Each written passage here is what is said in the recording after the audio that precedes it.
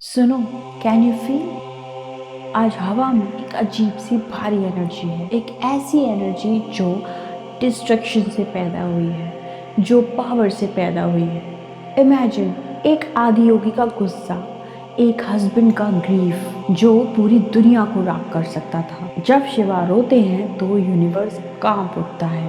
जब महादेव का तांडव शुरू होता है तो समय थम जाता है। जब एक सभा चल रही थी तो वहाँ पे दक्ष प्रजापति आए और उस सभा में बहुत सारे देवी और देवता बैठे हुए थे। तो दक्ष प्रजापति के आते ही सभी देवी देवताओं ने उठकर उनका अभिवादन किया, पर वहाँ पे भगवान शिव भी बैठे हुए थे और उन्होंने उनको उठकर नमस्कार नहीं किया। फिर क्या हुआ, एक बार दक्ष प्रजापति ने एक बहुत बड़ा अपने घर में यज्ञ रखा।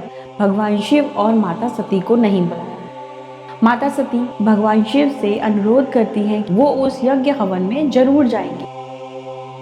फिर क्या हुआ, माता सती जैसे ही अपने घर पे पहुंची, परिवार में उन्होंने एंटर किया, तो जैसे ही उन्होंने एंटर किया वहाँ पे सारे देवी देवता बैठे हुए थे, सारे ऋषि किंग सब लोग बैठे हुए थे।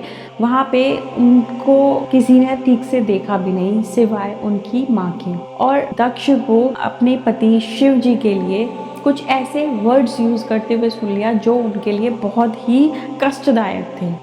फिर क्या हुआ, माता सती ने उसी यज्ञ में कूदकर अपनी जान दे दी और वो पूरी जलने लगी।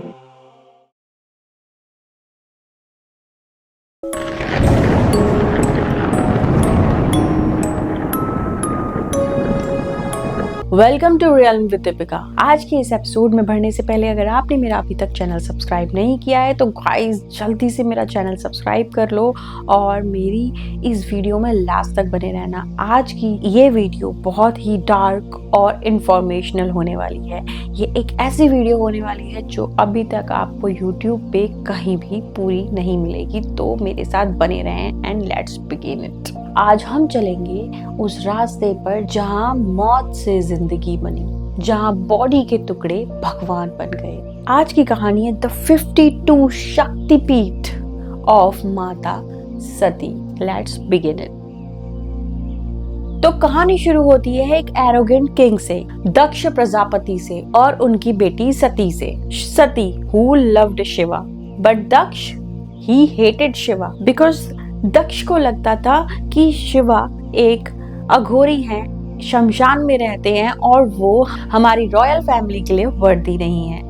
इवन एक कहानी जो शिव महापुराण में भी है वो ऐसे है कि जब एक सभा चल रही थी तो वहाँ पे दक्ष प्रजापति आए और उस सभा में बहुत सारे देवी और देवता बैठे हुए थे। तो दक्ष प्रजापति के आते ही सभी देवी देवताओं ने उठकर उनका अभिवादन किया, अभिवंदन किया, पर वहाँ पे भगवान शिव भी बैठे हुए थे और उन्होंने उनको उठकर नमस्कार नहीं किया। तो वहां से उस दक्ष प्रजापति के ईगो को भी हर्ट हो गया था, तो दैट्स वाई वो शिवा को पसंद नहीं करते थे। बट माता सती लव्ड शिवा अ लॉट। उन्होंने भगवान शिव से शादी की अपने परिवार के अगेंस्ट जाके। फिर क्या हुआ, एक बार दक्ष प्रजापति ने एक बहुत बड़ा अपने घर में यज्ञ रखा। उसने सारे देवी देवता ऋषि किंग सबको बुलाया, बट उसने अगर नहीं बुलाया तो अपनी ही बेटी और अपने दामाद भगवान शिव और माता सती को नहीं बुलाया। माता सती भगवान शिव से अनुरोध करती हैं कि वो उस यज्ञ हवन में जरूर जाएंगी, पर भगवान शिव माता सती को बोलते हैं कि जहां आपको इनविटेशन नहीं मिला है वहां आपको नहीं जाना चाहिए, चाहे वो फिर शादी के बाद अपना खुद का घर ही क्यों ना हो। पर माता सती बोलती हैं कि मुझे अपने घर पे जाने के लिए किसी इनविटेशन की जरूरत नहीं है और मैं वहां जरूर जाऊंगी। फिर क्या हुआ, माता सती जैसे ही अपने घर पे पहुंची, अपने परिवार में उन्होंने एंटर किया, तो जैसे ही उन्होंने एंटर किया वहाँ पे सारे देवी देवता बैठे हुए थे, सारे ऋषि किंग सब लोग बैठे हुए थे, तो उन्हें बहुत ही दुख हुआ। वहाँ पे उनको किसी ने ठीक से देखा भी नहीं सिवाय उनकी माँ के। और इसके बाद जो हुआ वो और ज्यादा पेनफुल था उनके लिए। उन्होंने वहाँ पे दक्ष को अपने पति शिव जी के लिए कुछ ऐसे वर्ड्स यूज करते हुए सुन लिया जो उनके लिए बहुत ही कष्टदायक थे। इस समय उनको वही बात याद आ रही थी कि उनके प्रभु ने उनको बोला है कि नहीं जाना चाहिए, पर वो आ गई।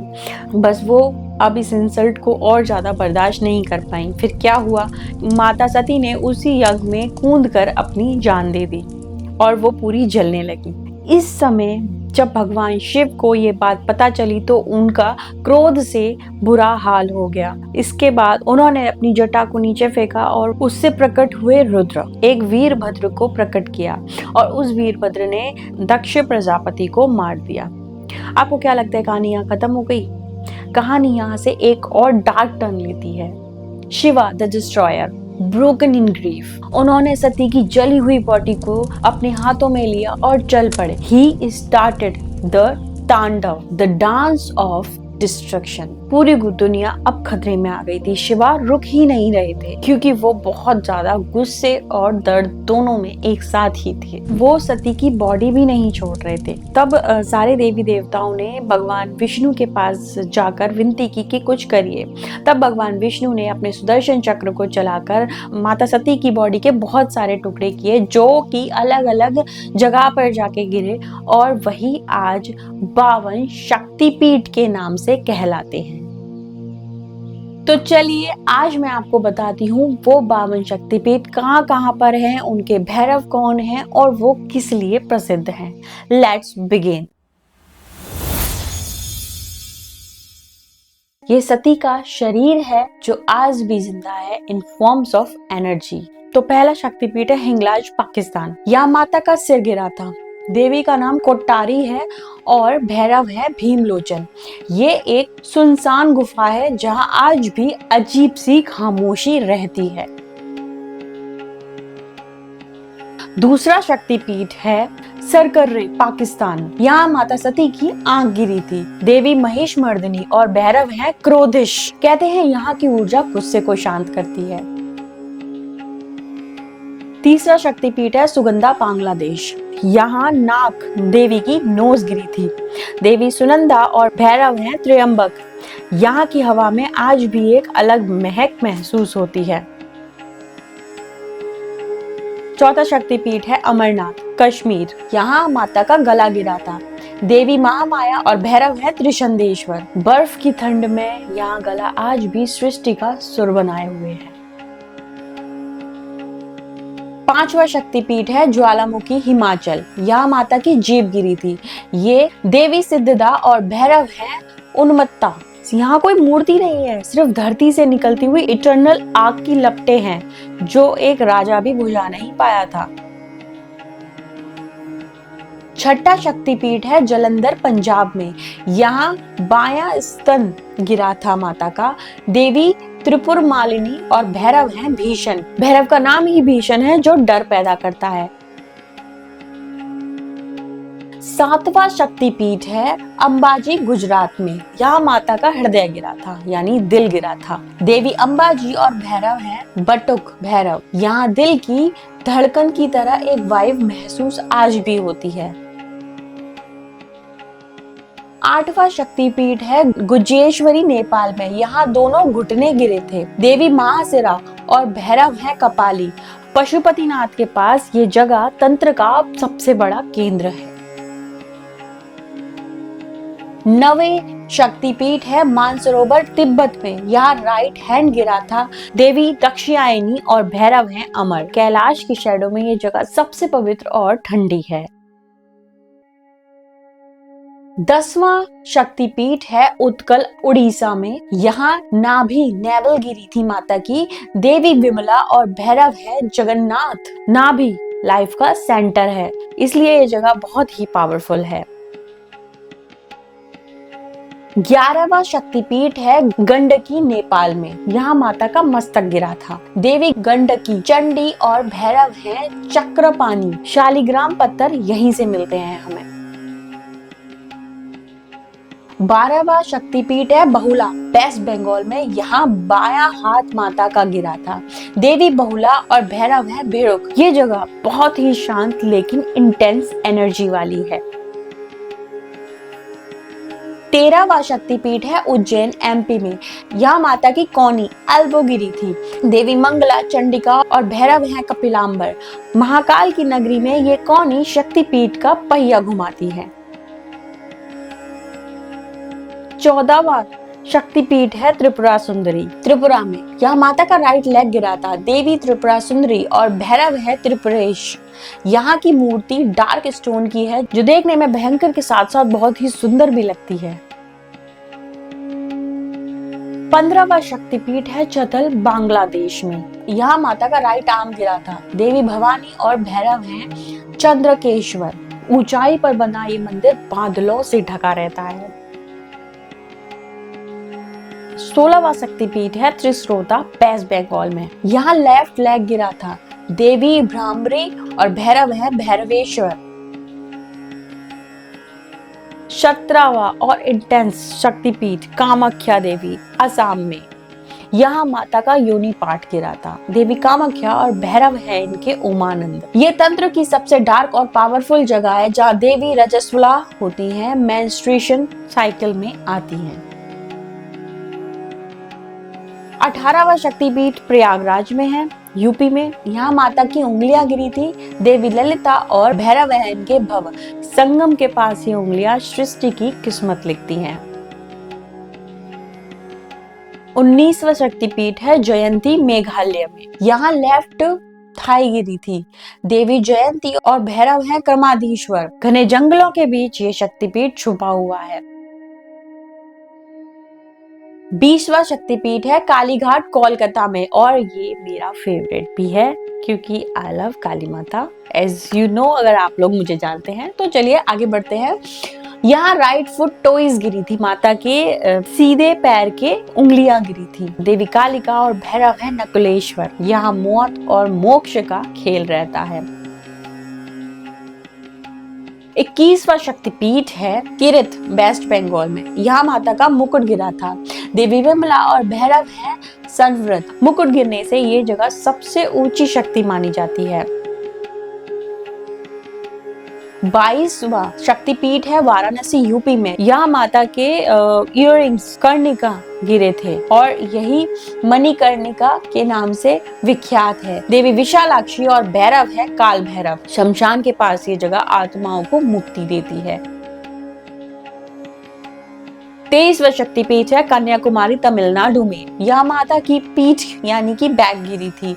देवी शर्वानी और भैरव है निमीश। समुद्र की लहरें यहाँ माता के पांव को धोती हैं। 24 शक्तिपीठ है कुरुक्षेत्र, हरियाणा में। यहाँ राइट एंकल गिरा था माता का। देवी सावित्री और भैरव है स्थनु। महाभारत के युद्ध के जमीन पर यह शक्ति आज भी खड़ी हुई है।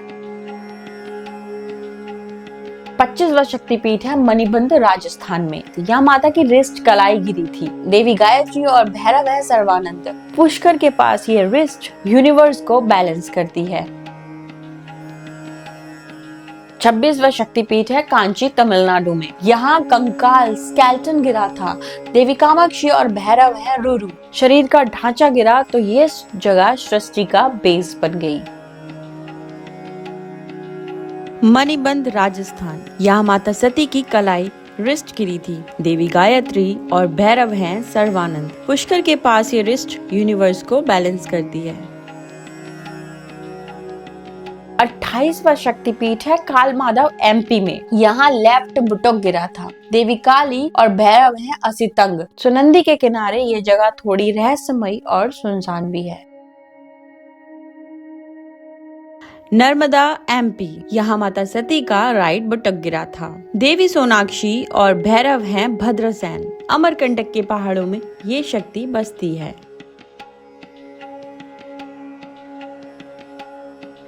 30वां शक्तिपीठ है रामगिरी, यूपी में। यह माता का राइट ब्रेस्ट गिरा था यानी स्तन गिरा था। देवी शिवानी और भैरव है चंड। रामायण काल से जुड़ा ये स्थान बहुत ही पुराना है। 31वां शक्तिपीठ है वृंदावन, यूपी में। यहाँ माता के बाल गिरे थे। देवी उमा और भैरव है बुटेश। कृष्णा की बांसुरी और शक्ति के बालों का मिलन है ये जगह। 32वां शक्तिपीठ है सुचिंद्रम, तमिलनाडु में। यहाँ माता के अपर टीथ गिरे थे। देवी नारायणी और भैरव है संहार। टीथ सिंबलाइज डिस्ट्रक्शन, इसलिए यहाँ की वाइफ थोड़ी सी उग्र भी है। 33वां शक्तिपीठ है पंचसागर वाराणसी में। यहाँ लोअर टीथ गिरे थे माता के। देवी वाराही और भैरव है महारुद्र। वाराही देवी को रात की देवी माना जाता है जो डार्क तंत्र से जुड़ी हुई है। 34वां शक्तिपीठ है कारातोयत बांग्लादेश। यहाँ लेफ्ट एंकल गिरी थी। देवी अपर्णा और भैरव है वामन। उनकी आज भी एंकल की आवाज यहाँ की हवाओं में महसूस होती है। 35वां शक्तिपीठ है श्री पार्वत लद्दाख में। यहाँ राइट एंकल गिरा था। देवी सुंदरी और भैरव है सुंदरानंद। 36वां शक्तिपीठ वैभव वेस्ट बंगाल में। यहाँ लेफ्ट एंकल गिरा था। देवी कपालिनी और भैरव है सर्वानंद। कपालिनी नाम ही स्कल से जुड़ा है जो इसे और भी ज्यादा डार्क बना देता है। 37वां शक्तिपीठ है प्रवास जो कि गुजरात में है। यहाँ माता का स्टमक गिरा था। देवी चंद्रभागा और भैरव है वक्रतुंड। समुद्र के किनारे भूख और तृप्ति की शक्ति है ये। 38वां शक्तिपीठ है भैरव पर्वत जो कि है उज्जैन में। यहाँ अपर लिप गिरा था माता का। देवी अवंती और भैरव है लंबकर्णा। शिप्रा नदी के किनारे शक्ति के ये होठ सृष्टि का मंत्र बोलते हैं। 39वां शक्तिपीठ है जनस्थान नासिक में। यहाँ माता की चिन्ह गिरी थी। देवी ब्राह्मणी और भैरव है विकृतक्षा। पंचवटी के पास ये जगह बहुत ही पवित्र है। नेक्स्ट 40th शक्तिपीठ है गोदावरी आंध्र में। यहाँ लेफ्ट चिक गिरा था माता का। देवी विश्व मातृका और भैरव है दंडपानी। 41th शक्तिपीठ इज रत्नावली जो चेन्नई में है जहाँ माता का राइट शोल्डर गिरा था। देवी कोरमारी और भैरव है भैरव। 42 शक्तिपीठ है मिथिला बिहार और नेपाल के बॉर्डर पर। यहाँ लेफ्ट शोल्डर गिरा था माता का। देवी महादेवी और भैरव है महोदर। जनकपुर के पास ये जगह भक्त और शक्ति का संगम है। 43 शक्तिपीठ है नलहटी वेस्ट बंगाल में। यहाँ माता की विंड पाइप गिरी थी। देवी कालिका और भैरव है योगेश। सांस लेने की नली यानी प्राण शक्ति का केंद्र। 44 शक्तिपीठ है कर्णत कांगड़ा में। यहाँ माता के कान गिरे थे। देवी जया दुर्गा और भैरव है अभिरू। कहते हैं यहाँ देवी आज भी भक्तों की पुकार सुनती हैं। 45th शक्तिपीठ है वक्रेश्वर वेस्ट बंगाल में। यहाँ मन गिरा था। देवी महिषमर्दिनी और भैरव है वक्रनाथ। दिमाग यानी विचार। यहाँ मेडिटेशन सबसे असरदार कहलाता है। 46th शक्तिपीठ है यशोर बांग्लादेश में। यहाँ हथेली माता की पाम गिरी थी। देवी यशोरेश्वरी और भैरव है चांद। 47th शक्तिपीठ इस अट्टाहस वेस्ट बंगाल में। यहाँ माता के लिप्स गिरे थे। देवी फुल्लारा और भैरव है विश्वेश।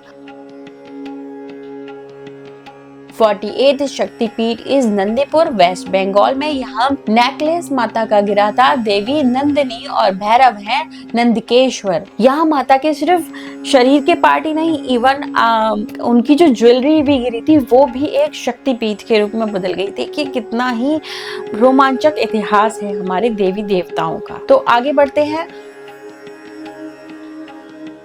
49 शक्तिपीठ श्रीलंका में है। यहाँ माता की एंकलेट गिरी थी। देवी इंद्राक्षी और भैरव है रक्षसेश्वर। रावण की नगरी में देवी का यह अंश आज भी है। 50 शक्तिपीठ इस विराट राजस्थान में। यहाँ लेफ्ट फुट टॉइस गिरी थी। देवी अंबिका और भैरव है अमृत। जयपुर के पास ये मंदिर और पुराना किला रहस्यों से भरा हुआ है। 51 शक्तिपीठ इस मगध बिहार में। यहाँ माता का राइट थाई गिरी थी। देवी सर्वानंदकरी और भैरव है व्योमकेश। पटना की ये देवी सबकी मनोकामना पूरी करती हैं। 52 और द फाइनल शक्तिपीठ इज दंतेश्वरी छत्तीसगढ़ में। यहाँ माता का दांत गिरा था। देवी दंतेश्वरी और भैरव है कपाल भैरव। बस्तर के घने जंगलों में ये तंत्र का सबसे डार्क स्थान है। तो ये थे माता के 52 शक्तिपीठ, जहां बॉडी के पार्ट से लेकर उनकी ज्वेलरी तक सब आज एक शक्तिपीठ के रूप में विराजमान है। श्रीलंका से लेकर आसाम तक पूरा भारतवर्ष माता सती के शरीर से जुड़ा हुआ है। हर जगह पर एक शक्ति है और उनकी रक्षा के लिए उनके एक भैरव, जो कि भगवान शिव का ही रूप है। ये जगह सिर्फ पूजा करने के लिए नहीं, बल्कि याद दिलाने के लिए है कि प्यार में कितनी ताकत होती है, और जब एक औरत का अपमान होता है तो उसका नतीजा कितना भयंकर हो सकता है। अगर आप इनमें से कभी किसी शक्तिपीठ पर गए हैं तो मुझे कमेंट बॉक्स में जरूर बताइए। वहां पे सर झुकाने के साथ साथ वहां की शक्ति को फील करिए और आगे आने वाले पॉडकास्ट में बने रहें। तब तक मैं मिलूंगी आपसे नेक्स्ट एपिसोड में। मैं आशा करती हूँ कि आपको मेरा ये पॉडकास्ट बहुत पसंद आया होगा। माता के शक्तिपीठ की कहानी आपको बहुत पसंद आई होगी। इसे अपने दोस्तों के साथ शेयर करना ना भूलें। जय माता दी।